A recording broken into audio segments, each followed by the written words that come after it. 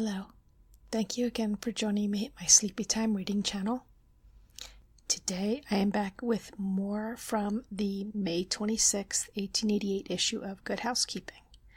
And this issue is going to cover some more breakfast recipes, a rant/lecture on the proper furnishing of a parlor, and a couple of short pieces, one about how to make paper flowers from cast off bits of leather from a saddle shop or harness shop, and a little tiny piece on how important it is to eat lots of onions for your health. So we'll get started with the breakfast recipes first. Biscuits and Breakfast by Marie Parlor, Muffins and Waffles. Appetites are apt to be capricious in the spring, especially as regards breakfasts. Don't force the family to eat at this season things which are not relished. It is not difficult to provide dishes which will be eaten with zest. Oatmeal should not be served at more than one breakfast in the week. Vary the fare by using hominy, cracked wheat, wheat germ, yellow cornmeal, etc.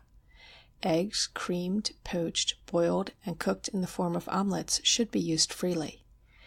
Broiled fish, thin slices of ham, of breakfast bacon nicely broiled chops, and add occasionally a steak, salt fish and cream sauce, corned beef hash, hashed meat on toast, fricassee of chicken or veal.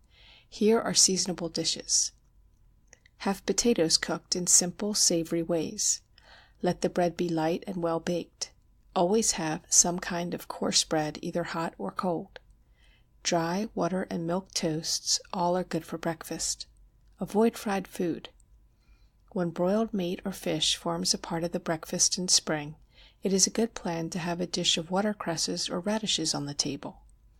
Have fruit on the table when you can, and a few flowers if possible. A few flowers and a bit of green bring a great deal of sunshine to the table. It takes thought and time to prepare those savory dishes which are so desirable at this season, but it pays to give the thought and time. To the worker, and we are almost all workers, it makes considerable difference all day long whether a right start is made in the morning. The man or woman who begins the day with a hot, well-cooked, simple breakfast will get through his or her work in 100% better condition than he or she who has a poor meal. As the heaviest part of the daily work usually comes between breakfast and the midday meal, all housekeepers should do their part to make the battle of life easy by providing proper food for the morning meal. Here is a bill of fare for a breakfast in spring. Breakfast: fruit, wheat germ mush, broiled lamb chops, escalloped potatoes, watercresses, graham rolls, toast, hominy waffles, coffee. Raised wheat muffins. Use 1 pint of milk, 1 generous quart of flour, 1 teaspoonful of salt, 2 tablespoonfuls of butter, 1 tablespoonful of sugar, 1/4 of a cupful of yeast, and 2 eggs. Put the flour, salt, and sugar in a deep earthen bowl. Boil the milk and add the butter to it. Let this mixture stand until only tepid. Then add the milk, butter, and yeast to the flour and beat well. Cover the bowl and let it stand in a rather cool part of the kitchen, unless the weather be very cold, in which case it will be necessary to keep the bowl in a warm place. When the morning comes, the batter will be found to have risen to a light sponge. Beat the 2 eggs very light and add them to this sponge, beating them in well. Half fill well-buttered muffin pans with the batter. Cover and let the muffins rise, in a warm place, for 1 hour.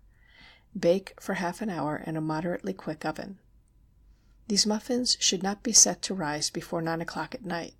They are nice for luncheon or tea, but when they are intended for luncheon use almost twice as much yeast as you otherwise would.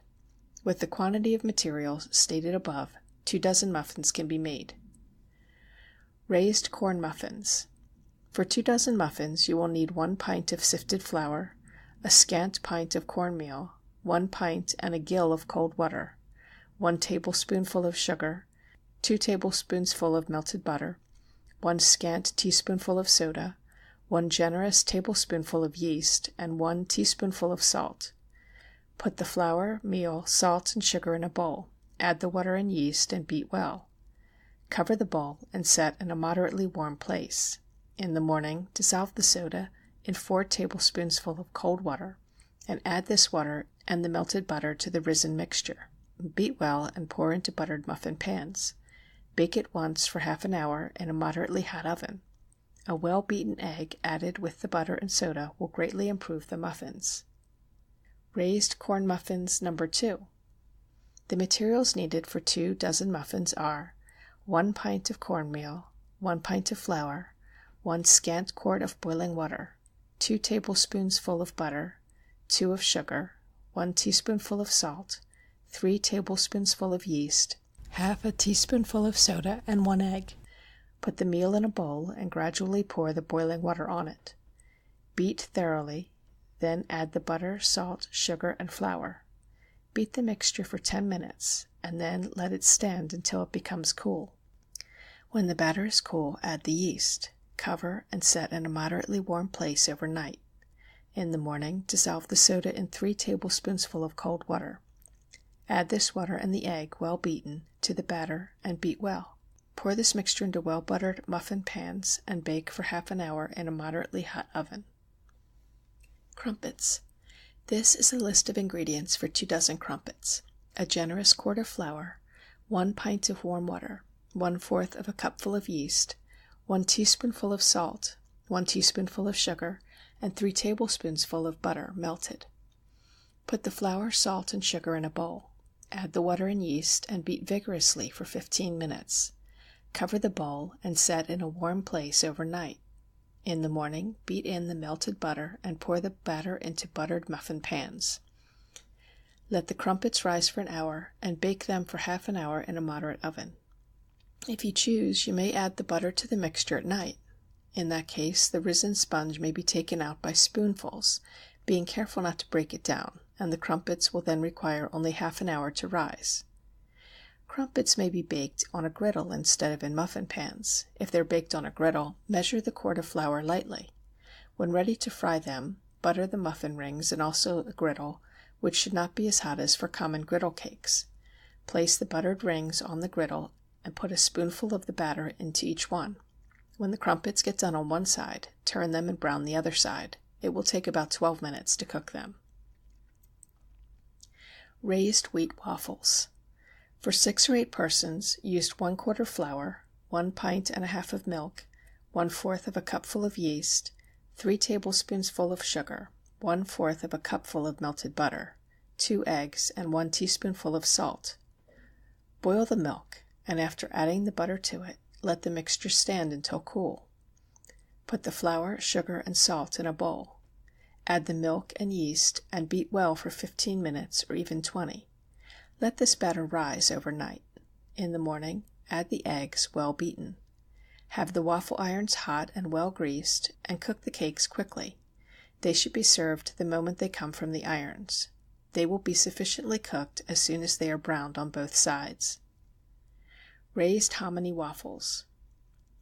Boil half a cupful of fine breakfast hominy in 1 generous pint of water for 1 hour. Add 1 pint of boiled milk or water and 1 tablespoonful of butter, and let the mixture stand until cool.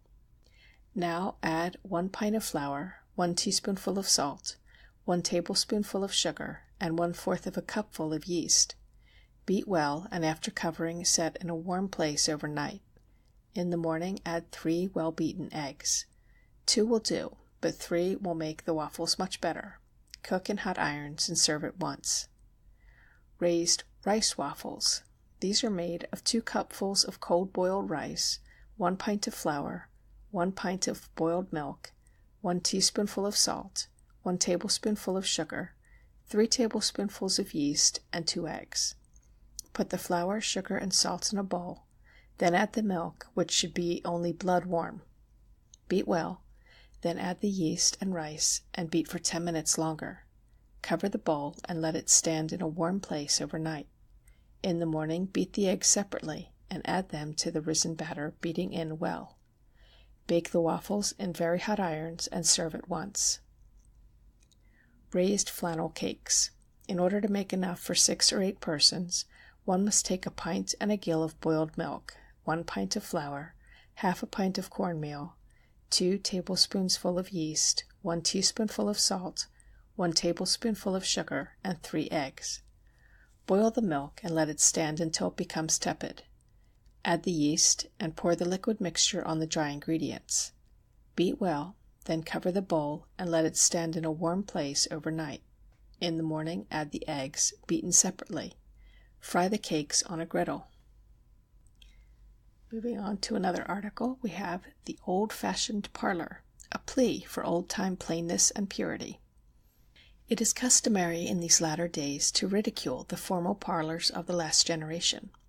The slippery haircloth of funereal black, the marble-topped table on which rested the family Bible, the carpet of rainbow hue, and other etc. of our mother's best room are to be relegated to the attic or the auctioneer, as the aesthetic salons of the present hour decree that we shall have floors either of hard wood, or painted and oiled and nearly covered with numerous rugs, upholstery of tapestry and plush which fades and looks dingy, so soon, and as much in the way of embroidery, drapery, portieres, and bric-a-brac as the purse can buy. That a change in household furnishing and decoration was desirable is true, and a change that makes home life more healthful, tasteful, and beautiful is to be welcomed and accepted. But before the old-fashioned parlor, prim, rigid, and bare as it was, has entirely vanished from among us, overwhelmed and swallowed up by a medley of furniture of odd shapes and styles, velvets, satins, raw silks, scarfs, fans, glass, china, old teapots, easels, banners, and 100 other things that are rarely either art or decoration, can we not for a moment cry a halt and try to discover if, out of the wreck of old-time traditions, there is not something worth preserving for the benefit of the home and our own spiritual development? The furnishings of a house usually partake something of the character of its occupants. By them we may judge of their tastes, studies, inclinations.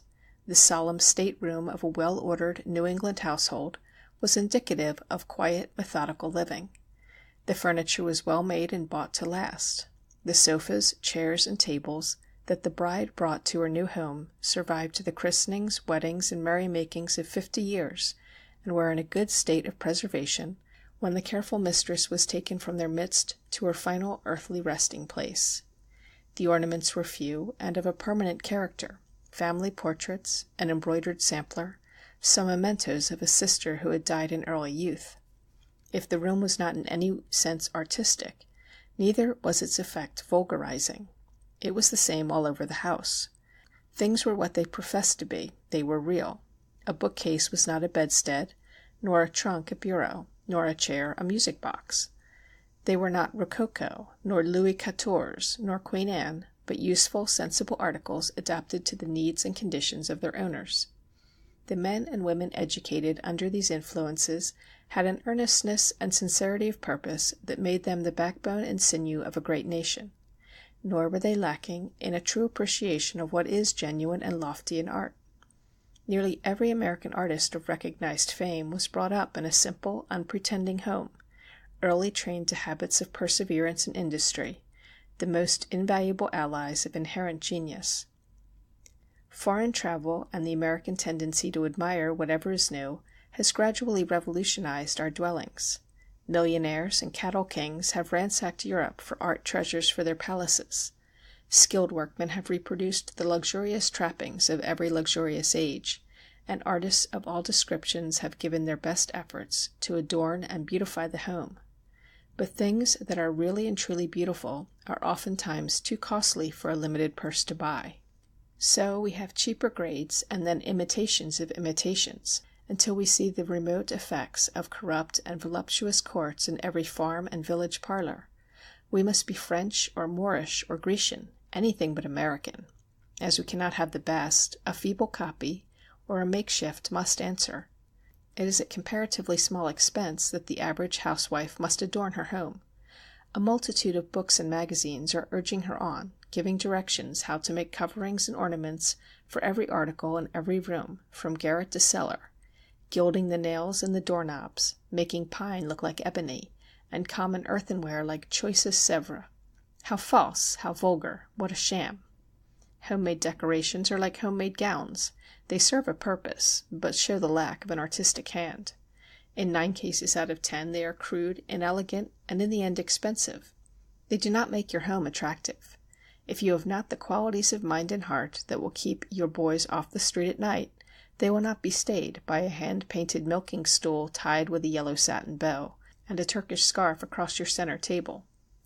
If you have not for your friends a gracious welcome and hospitable cheer, they will not come for the frippery in your drawing-room.